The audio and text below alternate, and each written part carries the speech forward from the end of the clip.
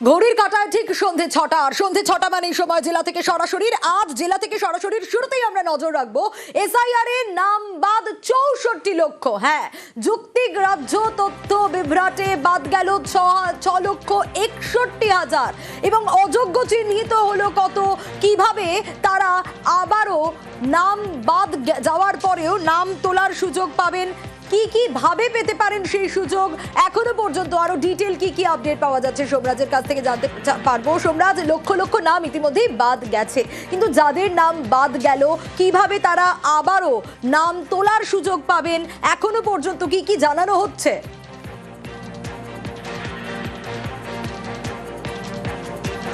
দেখো, তোমাকে এসআইআর শুরু হওয়ার আগে থেকে এখনো পর্যন্ত গোটা পরিসংখ্যানটা তোমাকে জানাচ্ছি, যেটাতে অনেকটাই সুবিধা হবে বুঝতে।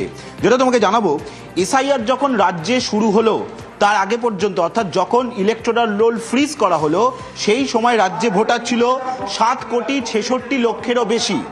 এসআইআর যখন শুরু হলো সেই সময় যে ড্রাফট রোল অর্থাৎ খসড়া তালিকা প্রকাশ করা হলো, সেই খসড়া তালিকা প্রকাশের সময় দেখা গেল বাদ গেল 58,20,595 জনের নাম। এই 58,20,595 জনের যে নাম বাদ গেল খসড়া তালিকায়, সেখানে ডেথ ভোটার ছিল, শিফটেড ভোটার ছিল, ভুয়ো ভোটার ছিল। এই 4টে ক্যাটাগরিতে ভাগ করা হয়েছিল সেই সময়। যাদের নাম বাদ গেছিল খসড়া তালিকা থেকে 58,20,595 জন। এরপরে ভোটার তালিকা যারা, তারপরে সেই সংখ্যাটা দাঁড়ালো তারপরে 7,08,00,000। এই যে 7,08,00,000 যে সংখ্যাটা দাঁড়ালো খসড়া তালিকা প্রকাশের পর, এই 7,08,00,000-এর মধ্য থেকে নোটিশ দেওয়া হলো 1,20,00,000 লজিক্যাল ডিসক্রিপেন্সিতে, আর আনম্যাপড হিসাবে নোটিশ দেওয়া হলো 32 লক্ষ ভোটারকে। অর্থাৎ সংখ্যাটা মোট দাঁড়িয়েছিল 1,52,00,000-এরও বেশি। এই যে 1,52,00,000 যাদেরকে শুনানির নোটিশ দেওয়া হয়েছিল, তারা শুনানিতে এলেন। শুনানিতে এসে যেটা দেখা গেল যে শুনানিতে অনুপস্থিত থাকলেন 4,98,000, আর অযোগ্য বলে বাদ চলে গেল 1,63,000। অর্থাৎ সংখ্যাটা কি দাঁড়ালো? সংখ্যাটা দাঁড়ালো ড্রাফট লিস্ট থেকে, অর্থাৎ খসড়া তালিকা থেকে বাদ গেল প্রথমে 58,20,595, তারপর লজিক্যাল ডিসক্রিপেন্সি ও আনম্যাট মিলিয়ে যত সংখ্যক ভোটারকে শুনানিতে ডাকা হলো তার মধ্যে অনুপস্থিত থাকলো 4,98,000, আর এদের মধ্যে থেকে অযোগ্য বলে রিজেক্ট করে দেওয়া হলো 1,63,000। অর্থাৎ মোট সংখ্যাটা দাঁড়ালো 64,81,595। এই সংখ্যাটা বাদ যাচ্ছে। আজ শুনানি শেষ হচ্ছে এবং তারপরই কমিশন থেকে যে পরিসংখ্যানটা পাওয়া যাচ্ছে। তোমাকে জানিয়ে রাখি, এখনো 50 লক্ষ ডকুমেন্ট, 50 লক্ষেরও বেশি ডকুমেন্টের যাচাই পর্ব বাকি রয়েছে। ফলত এই সংখ্যাটা আরো বাড়বে বলেই মনে করা হচ্ছে। এবারে তোমার মধ্যে প্রশ্ন আসতেই পারে, এই যে ড্রাফট রোল যেখান থেকে 58 লক্ষেরও নাম বাদ গেল, তার মধ্যে থেকে তো অনেকেই ফর্ম 6 জমা দিয়েছেন, যারা ভোটার তালিকায় নাম তুলতে চেয়েছেন বা যারা মনে করছেন তাদের ক্ষেত্রে কমিশন ভুল করেছে। তা সেই সংখ্যাটা হচ্ছে 6 লক্ষেরও বেশি, যার মধ্যে অনেক নতুন ভোটারও রয়েছেন যারা ফর্ম 6 এর মাধ্যমে ভোটার তালিকায় নাম তুলতে চেয়ে আবেদন জমা দিয়েছেন। কিন্তু এখনো পর্যন্ত কমিশনের হিসাব 64,81,595 যে সংখ্যাটা বাদ যাচ্ছে এখনো পর্যন্ত, এবং এই সংখ্যা আরো বাড়বে। বেশ সোমরাজ, অবশ্যই নজর থাকবে আমাদের, অর্থাৎ যোগ্য ভোটারদের নাম বাদে আবারও নাম তোলার সুযোগ থাকছে, তারা ফর্ম 6 জমা করে আবারও নাম তোলার সুযোগ পাবেন। বেশ, যার নাম খসড়া তালিকা মধ্যে ছিল আর সাপোজ ফাইনাল লিস্ট মধ্যে নেই, প্রত্যেক নাম বাদ হবে, একটা অর্ডার পাবেন। এন্ড অর্ডার পরে ওদের আপিল করার সুযোগ আছে। আপিল করার সুযোগ আছে আগে ডিও কাছে, তারপরে সিও কাছে। যদি কোনো ভুল ভ্রান্তি হয়ে গেছে, কিছু হয়ে গেছে, দে ক্যান অলওয়েজ আপিল। আর যার নাম খসড়া তালিকার মধ্যে ছিল না, ওদের একটাই ও আছে ফর্ম 6 অ্যাপ্লাই করার জন্য। ওরা ফর্ম 6 অ্যাপ্লাই করতে পারবে। এটাই, this is not the end. আপনার যে ফাইনাল ভোটার লিস্ট হবে, এরপরে যোগ বিযোগ চলবেই। কেউ মারা যাবে, या কেউ শিফটেড হয়ে যাবে, या কিছু হবে, ওটা ফর্ম 7 হবে।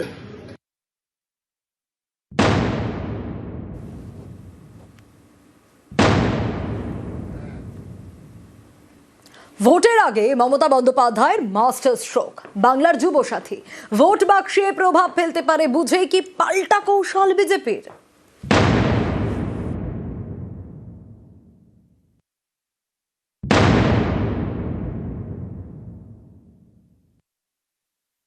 অ্যাসেম্বলি ওয়াইজে 294টা কেন্দ্রে আমরা 294টা ক্যাম্প তৈরি করব। একটা অ্যাসেম্বলিতে একটাই ক্যাম্প হবে, 15 থেকে 26 ছুটির দিনগুলো বাদ দিয়ে, এবং যারা জমা দেবেন তাদেরটা সঙ্গে সঙ্গে তারা রিসিপ্ট পাবেন এবং ডিজিটাইজও করা হবে। রাজ্য সরকারের নতুন প্রকল্প বাংলার যুব সাথী। এপ্রিল থেকেই বেকারদের ভাতা দেবে সরকার। 5ই ফেব্রুয়ারি রাজ্য বাজেটে ঘোষণা করা হয়। রবিবার থেকে এর জন্য রাজ্য জুড়ে ক্যাম্প শুরু। কর্মসূচির নাম স্বনির্ভর বাংলা। এই ক্যাম্পে বাংলা যুব সাথী, লক্ষ্মীর ভান্ডার সহ 4টি প্রকল্পে আবেদন জানানো যাবে। 2021-এর লক্ষ্মীর ভান্ডার মহিলাদের মন জয় করেছিল বলে মত রাজনৈতিক মহলের। আর 2026-এর ভোটের আগে নতুন প্রকল্প বাংলার যুব সাথী, বেকার ভাতা। অনেকেই মনে করছেন বিধানসভা ভোটের আগে বেকার ভাতা তৃণমূলের ভোট বাক্সে বড় প্রভাব ফেলতে পারে। তা বুঝতে পেরেই কি পাল্টা কৌশল বিজেপির? রবিবার থেকেই চাকরি চায় বাংলা কর্মসূচিতে পদ্ম শিবির। জেলায় জেলায় করা হবে ফর্ম বিলি। এটাও করবে চাকরি চায়। দলে দলে ধপবাজ ফেরেববাজ 420 তৃণমূল সরকারের ফর্ম ফিল আপ করবেন, আমাদের কোনো আপত্তি নেই। এটাও করবেন চাকরি চায় বাংলা। 2,15,00,000 বেকার। মাধ্যমিক পাশ করা বেকারদের ভাতা দেবে রাজ্য সরকার। মাধ্যমিক পাশ করা 21 থেকে 40 বছর বয়সী বেকারদের মাসে 1,500 টাকা করে দেওয়া হবে। স্কলারশিপ ছাড়া অন্য কোনো সামাজিক প্রকল্পের সুবিধা পান না এরকম বেকারই এই ভাতা পাবেন। পর্যবেক্ষকদের একাংশের মতে এটা সামাজিকভাবে যেমন গুরুত্বপূর্ণ তেমনই রাজনৈতিকভাবেও। কারণ লক্ষ্মীর ভান্ডার মহিলাদের মন জয় করেছে। এবার তরুণ প্রজন্মের জন্য বেকার ভাতা, যা ভোটে ডিভিডেন্ড দিতে পারে তৃণমূলকে।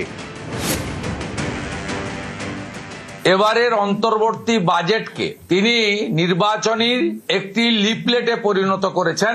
আজকের দিনে সব অনলাইন হয়ে যাওয়ার পরে কেন লক্ষ লক্ষ যুবককে কালকে থেকে আপনাকে রাস্তায় নামাতে হবে? যে যেখানে পারেন দলে দলে যান ফর্ম ফিল আপ করতে, এবং সেখানে পশ্চিমবঙ্গ প্রদেশ যুব মোর্চার পোস্টকার্ড এটাও ফিল আপ করে দিয়ে আসবেন। চাকরি চায় বাংলা। এদিকে যেমন মাননীয় মুখ্যমন্ত্রী মমতা বন্দ্যোপাধ্যায় রাজ্যে বড় শিল্প, ভারী শিল্প, তথ্য প্রযুক্তি শিল্প, মেধাভিত্তিক শিল্প, মাঝারি শিল্প, হস্তকুটির শিল্প, সেগুলিকে যেমন প্রসার ঘটছে, বহু লোক চাকরি পাচ্ছেন। আবার যারা এখনো একটু অপেক্ষা করতে হচ্ছে তাদের জন্য এই যুব সাথী করেছেন। তাতে ভয় পেয়ে গেছে ভারতীয় জনতা পার্টি, ভয় পেয়ে গেছে, তাই শুভেন্দু অধিকারী কুৎসা করতে নেমেছেন। এটাও করবে। নিউজ 18 বাংলা। চা শ্রমিকদের জন্য কেন্দ্রীয় প্রকল্পের টাকা, সেই টাকা নাকি রাজ্যের কাছে পড়ে রয়েছে। ওই টাকা শ্রমিকদের ব্যাংক অ্যাকাউন্টে সরাসরি পাঠানো হোক। লোকসভায় দাবি দার্জিলিং এর বিজেপি সাংসদ রাজু বিস্তার। পাল্টা তৃণমূলের দাবি কোনো টাকাই পাঠায়নি কেন্দ্র। ভোটের আগে এ নিয়ে তরজা তুঙ্গে। हर एक चाय बागान के श्रमिकों को टी बोर्ड के माध्यम से, डीबीटी के माध्यम से डायरेक्ट ये पैसा उनको देने का काम करे, ये भी मैं निवेदन आपसे करना चाहता हूँ। সামনেই বিধানসভা ভোট। বিজেপির নজরে উত্তরবঙ্গের চা বলয়, কারণ বেশ কিছু বিধানসভা আসনে চা শ্রমিকদের ভোট বড় ফ্যাক্টর। এই পরিস্থিতিতে বুধবার লোকসভায় বিজেপির সাংসদ রাজু বিস্তার মুখে সেই চা শ্রমিকদের কথা। কেন্দ্রীয় সরকারের প্রকল্প প্রধানমন্ত্রী চা শ্রমিক প্রোৎসাহন যোজনা, শ্রমিকদের স্বাস্থ্য, তাদের সন্তানদের শিক্ষার জন্য টাকা বরাদ্দ করে কেন্দ্রীয় সরকার। বিজেপি সাংসদের দাবি সেই 400 কোটি টাকা রাজ্যের কাছে পড়ে রয়েছে, তাই সরাসরি টাকা পাঠানো হোক চা শ্রমিকদের ব্যাংক অ্যাকাউন্টে। 1000 करोड़ रुपए मोदी जी ने चाय बागान के श्रमिक विशेष करके महिलाओं और बच्चों के लिए आवंटन किया था। पश्चिम बंगाल का 400 करोड़ रुपए पड़ा हुआ है और पश्चिम बंगाल सरकार वो पैसा श्रमिक को नहीं दे रही है। हर एक चाय बागान के श्रमिकों को टी बोर्ड के माध्यम से, डीबीटी के माध्यम से डायरेक्ट ये पैसा उनको देने का काम करे, ये भी मैं निवेदन आपसे करना चाहता हूँ। যে কোনো ক্ষেত্রে বেনিফিশিয়ারিদের টাকা সরাসরি তাদের ব্যাংক অ্যাকাউন্টে যাওয়া উচিত। তৃণমূল যাদের ডিএনএ থেকে তৈরি, সেই কংগ্রেসের যিনি প্রধানমন্ত্রী ছিলেন তিনি বলেছিলেন 1 টাকা পাঠালে 15 পয়সা গিয়ে পৌঁছচ্ছে, অনেক ক্ষেত্রে তাই পৌঁছচ্ছে না। আর এই একই জিনিস তৃণমূল কংগ্রেস নিয়ে গেছে যে 15 পয়সাও পৌঁছবে না। ওই 15 পয়সা পেতে গেলেও তার 15% কাটমানি দিতে হবে লোকাল তৃণমূলের নেতাকে, তবে তুমি পাবে। সরাসরি যদি বেনিফিশিয়ারির কাছে টাকা যায় তাহলে মাঝখানে কাটমানি খোর তৃণমূলের নেতারা অন্তত কাটমানিটা পাবেন না। বিজেপি সাংসদ রাজু বিস্তার দাবি মানতে নারাজ তৃণমূল। তাদের দাবি চা শ্রমিকদের জন্য কোনো টাকাই দেয়নি কেন্দ্র।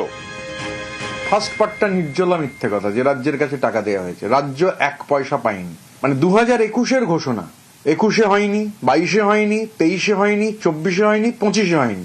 2021-এ যে 1000 কোটি টাকা দেওয়ার ঘোষণা, সেই টাকা যদি দিল্লির সরকার গরুর গাড়িতেও চাপিয়ে দিতেন তাহলেও এতদিনে এসে শ্রমিকের কাছে পৌঁছে যেত, যদি দিল্লি থেকে গরুর গাড়িতে টাকা রওনা হতো। কিন্তু এই টাকা দেওয়া হয়নি। এটা বাংলা বিরোধী ষড়যন্ত্রের একটা অংশ। এখন পায়ের তলার মাটি সরে গেছে এটা বুঝতে পেরে এখন বিজেপি সাংসদরা বলছেন যে এই টাকা সরাসরি শ্রমিকের অ্যাকাউন্টে দেওয়া হবে। উত্তরবঙ্গে মোট 285টি চা বাগান, শ্রমিক 2,68,669। এই চা শ্রমিকদের মন পেতে কৌশলী পদ্ম শিবির। শ্রমিকদের অ্যাকাউন্টে সরাসরি টাকা দেওয়ার কথা বলছেন বিজেপি সাংসদ। এ নিয়ে চা বাগানে চিঠিও দিয়েছে টি বোর্ড, কিন্তু চা শ্রমিকদের সংগঠন বলছে অন্য কথা। 1000 करोड़ रुपया तो पश्चिम बंगाल का चाय मजदूरों को अभी तक 1 रुपया भी नहीं मिला है। केंद्र सरकार का कोई भी प्रोजेक्ट या कोई भी स्कीम चाय बागान में अभी तक लागू नहीं हुआ। आसाम में अगर वो लोग दे सकता है तो पश्चिम बंगाल का जो डुवर्स तराई का जो दार्जिलिंग है वो चाय बागान का मजदूर क्यों वंचित है? चुनावी लॉलीपॉप है।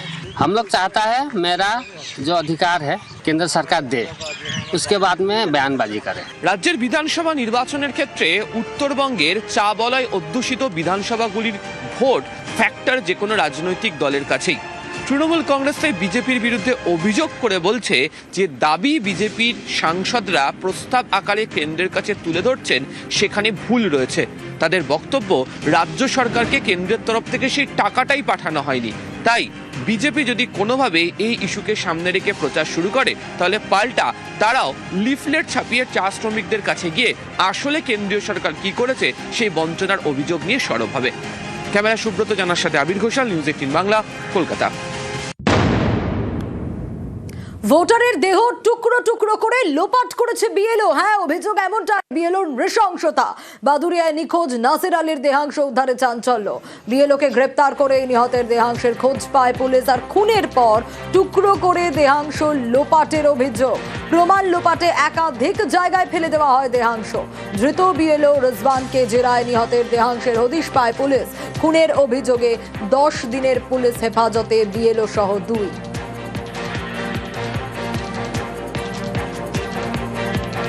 বাদুড়িয়ায় নৃশংস এই হত্যাকাণ্ড, যেখানে ভোটারকে খুন করে দেহ লোপাটের অভিযোগ বিএলওর বিরুদ্ধে।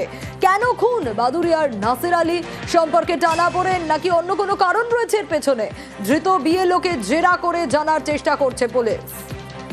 কাকার কাছে একটা ফোন আসে যে আমি বাদুড়ি থেকে এলো আর বলছি আপনার প্রয়োজনীয় কাগজপত্র নিয়ে আপনার নামে ভুল আছে, আপনি বাদুড়িতে আসেন। কাকা সন্ধ্যাবেলা যাতায়াতে কাগজপত্র নিয়ে বেরিয়ে পড়েছেন এবং তারপরের থেকে 8টার থেকে কাকা ফোন করছে, তো কাকা ফোনে শুয়ে যায়। তারপর দিন সকালবেলা পার্শ্ববর্তী একটা যমুনা নদীতে কাকার বাইক আর জুতো পাওয়া যায়। আগামী কালকে রাত্রেবেলা কাকার দেহ 3 টুকরো, মানে 3 জায়গায় পাওয়া গেছে। কোথাও মাথা পাওয়া গেছে, কোথাও হাত পা পাওয়া গেছে, কোথাও বডি পাওয়া গেছে। আমাদের ধারণা যে মানে ইয়ালোর যে ফোন করেছিল সেই ব্যক্তির উপরে আমাদের সন্দেহটা হচ্ছে যে আমার কাকা একটা খুব ভালো মানুষ, তাকে এইভাবে যে নৃশংসভাবে যে খুন করবে এটা আমাদের চিন্তা ভাবনা বাইরে।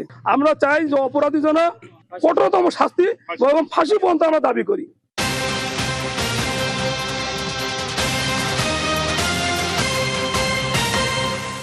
বাদুড়িয়ায় বিএলওর হাতে ভোটার খুনের অভিযোগ। ঘটনার পরই বেপাত্তা অভিযুক্ত বিএলওর পরিবার। ধৃত বিএলও রিজওয়ানের বাড়িতে ঝুলছে তালা। বিএলওর পরিবারের কারো কোনো খোঁজ নেই।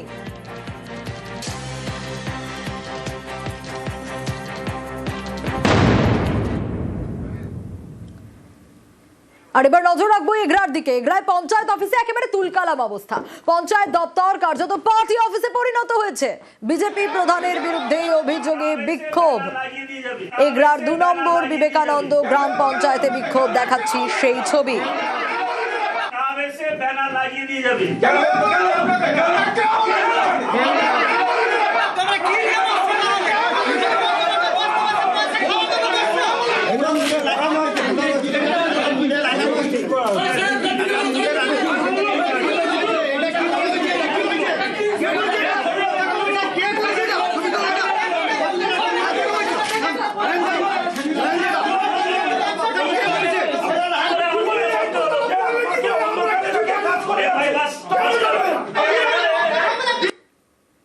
ঘটনাস্থলে পুলিশ পৌঁছয় পরিস্থিতি সামাল দেওয়ার জন্য। যে ছবি আপনাদের দেখাচ্ছিলাম এগরার 2 নম্বর বিবেকানন্দ গ্রাম পঞ্চায়েত, যেখানে রীতিমতো বিক্ষোভের ছবি। কেন এই বিক্ষোভ? তুলকালাম পরিস্থিতি পঞ্চায়েত অফিসে, কারণ পঞ্চায়েত দপ্তর কার্যত পার্টি অফিসে পরিণত হয়েছে। আর এই অভিযোগ কার বিরুদ্ধে? বিজেপি প্রধানের বিরুদ্ধে অভিযোগ উঠছে। ঘটনাস্থলে গিয়ে পরিস্থিতি সামাল দেয় পুলিশ। বিজেপি প্রধানের বিরুদ্ধে স্মারকলিপি, সরকারি প্রকল্পের ডিসপ্লে বোর্ড ভেঙে ফেলারও অভিযোগ। পঞ্চায়েত অফিসে বসেই দলের কাজ করার অভিযোগ তার বিরুদ্ধে। আর বিক্ষোভ চলাকালীন বচসা, ধস্তাধস্তি, ঘটনায় মুখ খুলতে নারাজ প্রধান, উপপ্রধান। সারা পশ্চিমবাংলায় যেখানে বিজেপি পরিচালিত গ্রাম পঞ্চায়েত রয়েছে সেখানেই তৃণমূল এই বদনাম শুরু করেছে। আসলে পায়ের তলায় মাটি নেই, যার ফলে তৃণমূল ছটপট করছে। তারা পার্টি অফিস বানিয়েছে, এই তৃণমূল পার্টি অফিস বানিয়েছে। আজকে তৃণমূল আমাদের বদনাম শুরু করেছে। অভিযোগ তো করছে, অবশ্যই পঞ্চায়েতের ভুল আছে, ভুলের জন্যই আর অভিযোগ করছে। পঞ্চায়েতের ভুলের জন্যই তো অভিযোগ করছে। ভুল কিছু আছে বলেই মানে জনগণ এসে করছে। কে যে ছিঁচে তো বুঝতে পারা যাচ্ছে না, তবুও মানে যেটা হয়তো বিজেপি যারা হয়তো বিজেপি মানে এরিয়ায় সেখানে হয়তো রাস্তাটা হচ্ছে, সেখানে হয়তো তারাই হয়তো ছিঁচছে।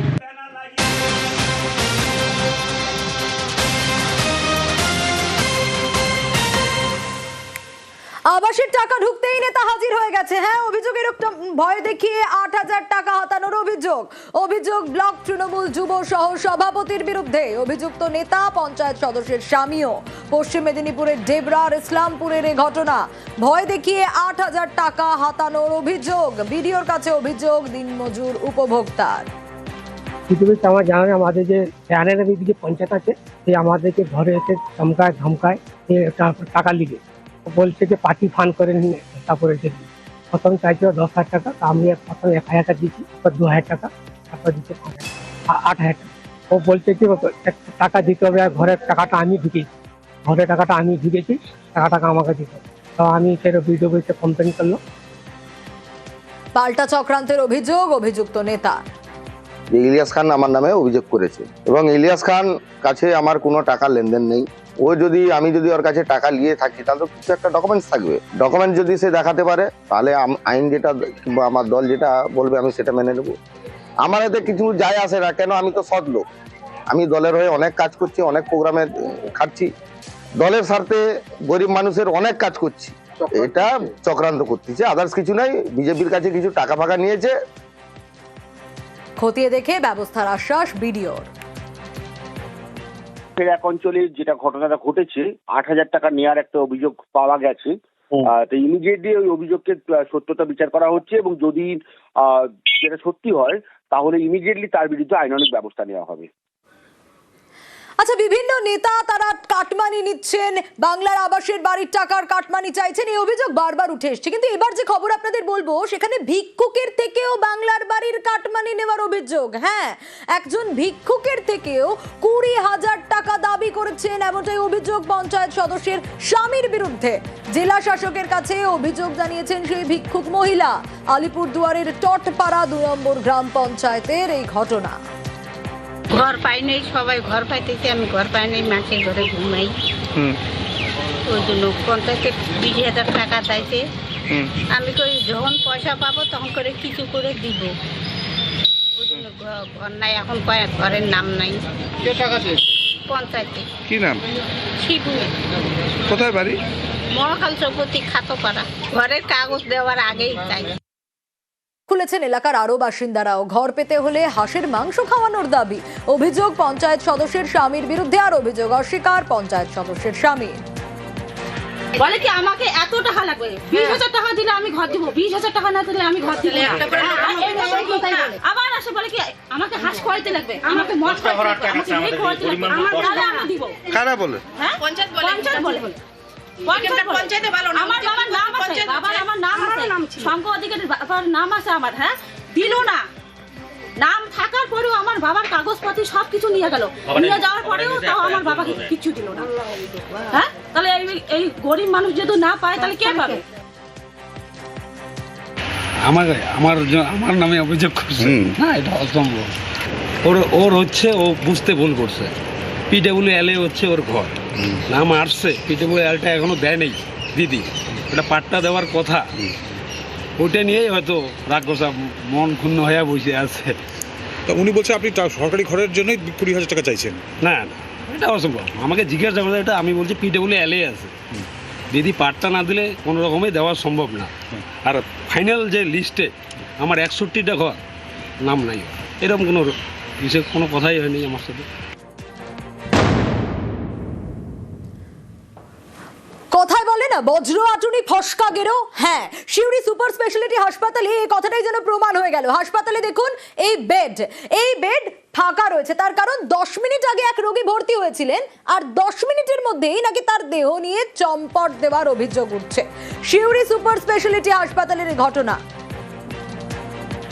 আর সিসি ক্যামেরা ফুটেজ দেখাই, সিসি ক্যামেরা ফুটেজ দেখুন, সেখানে স্পষ্ট দেখা যাচ্ছে মৃতদেহ নিয়ে চম্পট রোগীর আত্মীয়ের, মানে 10 মিনিট আগে ভর্তি করা হয়েছিল আর তার মধ্যেই নাকি তার মৃত্যু হয়।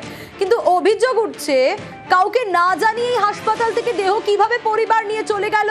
সিসি ক্যামেরা ফুটেজ দেখুন, সেখানে ধরা পড়ছে মৃতদেহ নিয়ে চম্পট দিচ্ছে রোগীর আত্মীয়, কিন্তু কাউকে কিছু না জানিয়ে যেখানে একজন রোগীকে ভর্তি করা হলো তার মৃত্যুর পর তাকে কিভাবে এভাবে নিয়ে চলে যাওয়া যায়, এই প্রশ্ন বারবার করে উঠছে।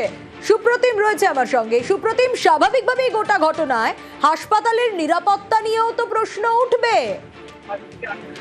একদমই, দেখো নিরাপত্তা নিয়ে প্রশ্ন ইতিমধ্যেই উঠা শুরু হয়ে গেছে। তার কারণ হচ্ছে যে যুবককে আজকে ভর্তি করা হয়েছিল, তার তো সিনিয়র লক্ষণ ছিল, বুকে ব্যথা ছিল এবং তার সঙ্গে তার সুগার ফল পড়ে গেছিল। এবং তাকে যখন সিউড়ি সুপার স্পেশালিটি হাসপাতালে নিয়ে আসা হয়, সেখান থেকে তাকে মেল মেডিকেল ওয়ার্ডে পাঠানো হয় এবং সেখানে কিছুক্ষণের মধ্যে তার মৃত্যু হয়। কিন্তু তারপরে যখন হাসপাতাল কর্তৃপক্ষ জানায় মৃত্যু হয় সুপ্রতিম, দেখো মৃত্যু হয়েছে 3টি কারণে, যেহেতু তার সুগার ফল করে গেছিল এবং তার বুকে ব্যথা উঠেছিল এবং তার সঙ্গে তার বিভিন্ন অন্য একটি হার্টেরও লক্ষণ ছিল। এবং মারা যাওয়ার পর যখন তাকে হাসপাতাল কর্তৃপক্ষ জানায় যে 4 ঘন্টা বডি রেখে তারপর নিয়ে যেতে হবে, হাসপাতাল কর্তৃপক্ষ তার কাগজপত্র তৈরি করছিল, ডেথ সার্টিফিকেট তৈরি করছিল, তারই মধ্যে কিন্তু তার আত্মীয়স্বজনরা তাকে ঘাড়ে করে নিয়ে স্ট্রেচারে চাপিয়ে হাসপাতাল থেকে চলে যায়। এবং এই ঘটনা যখন জানাজানি হয়, যে নিরাপত্তার রক্ষীরা যখন তাকে বলে যে কোথায় নিয়ে যাওয়া হচ্ছে, তখন কিন্তু জানায় যে পাশের বিল্ডিং এ তাকে স্ক্যান করতে নিয়ে যাওয়া হচ্ছে তাড়াতাড়ি হিসাবে। কিন্তু তারপরে কিন্তু তারা কিন্তু সেখান থেকে চলে যায় এবং জানাজানি হওয়ার পর এরপরে কিন্তু প্রশ্ন উঠতে শুরু করেছে এবং গোটা নিরাপত্তা রক্ষীরা একেবারে স্বাভাবিকভাবে হাসপাতালের নিরাপত্তা নিয়ে প্রশ্ন উঠবে। বডি এলো, বললো যে স্ট্রোক হয়ে গেছে, মারা গেছে।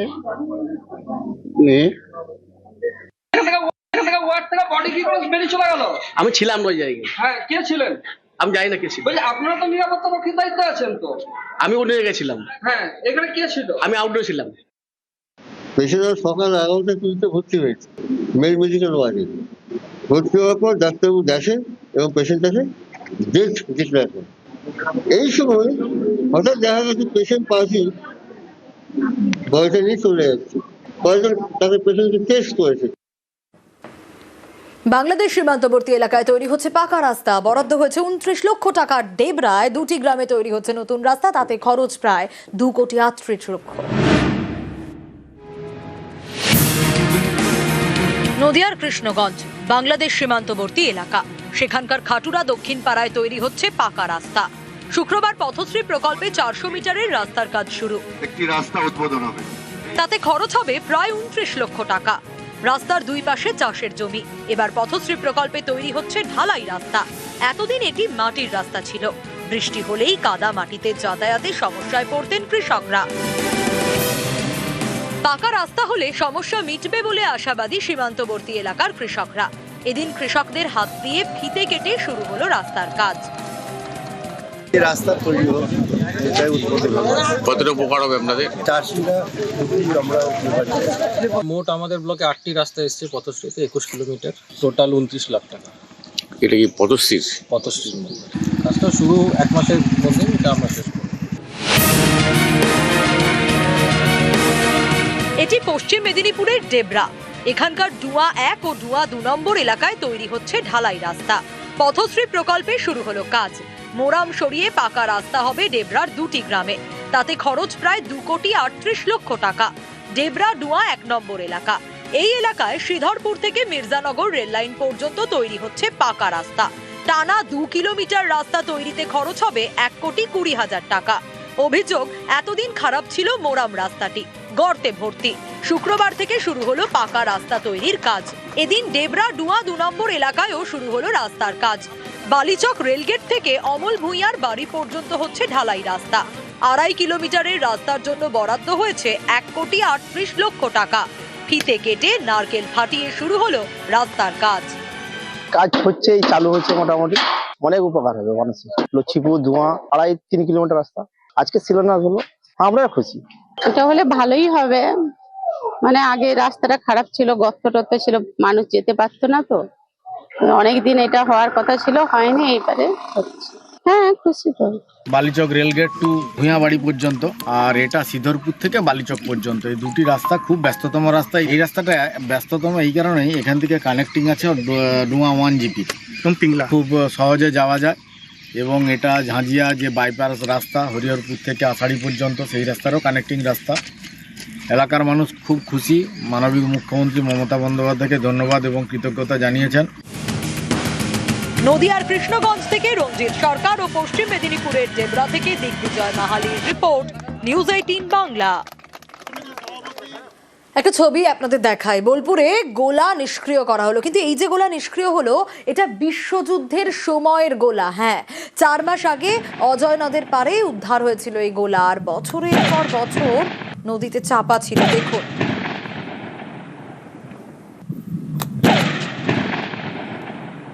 গত অক্টোবরে জলস্তর কমায় গোলা উদ্ধার হয়েছিল, আর বোলপুরের সিঙ্গিতে এই ছবি, গোলা নিষ্ক্রিয় করা হলো।